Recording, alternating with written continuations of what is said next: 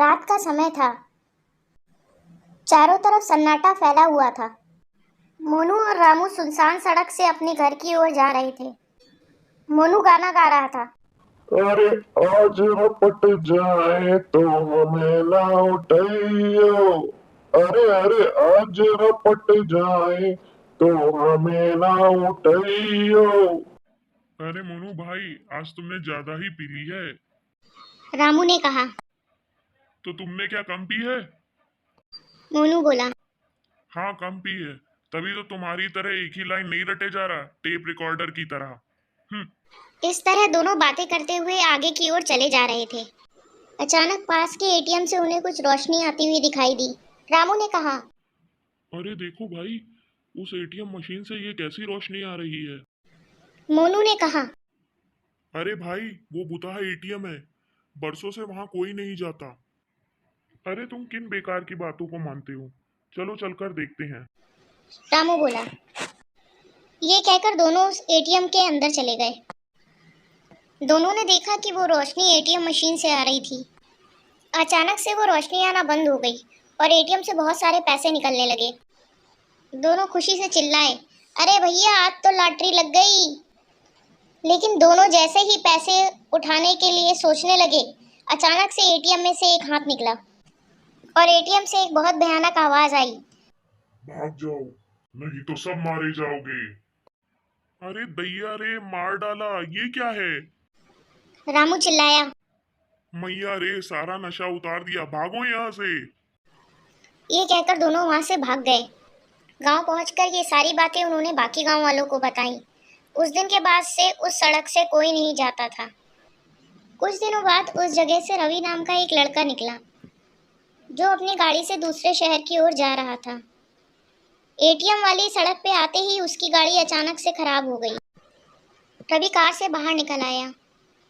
उसको इस ATM machine या उसके रास्ते के कुछ नहीं पता था। उसने कहा, हे भगवान, अभी ही कार को खराब होना था। मौसम भी खराब लग रहा है।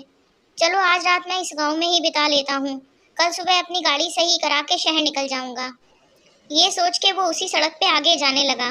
अभी वो कुछ ही दूर पहुंचा था कि अचानक से बहुत तेज बारिश शुरू हो गई और बिजली भी चमकने लगी। अचानक से उसे वो एटीएम मशीन वाला कमरा दिखाई दिया। रवि झट से उसके अंदर चला गया।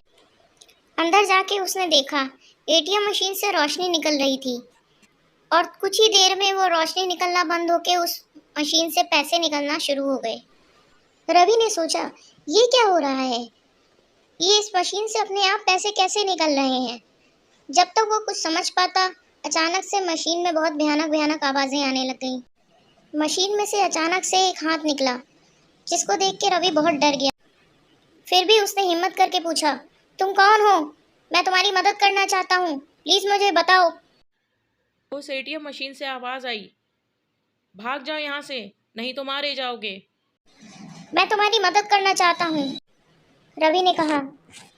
मशीन में से आवाज आई, तुम एक लालची लड़के नहीं हो, इसलिए मैं तुम्हें अपनी कहानी बताता हूँ। सुनो, मेरा नाम कमल था। मैं इसी गांव में रहता था।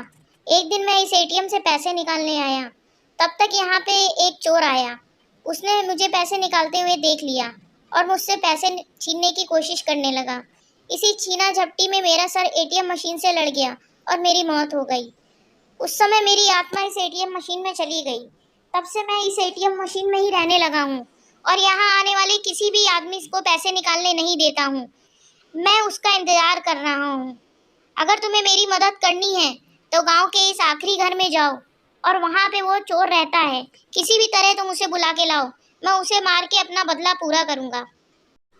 सारी बात सुनकर रवि ने कहा, मैं तुम्हारी मदद जरूर करूँगा, और ये कहकर वो वहाँ से चला गया। 2 दिन बाद रवि अपने साथ उस चोर को लेकर उसी एटीएम मशीन के पास आया।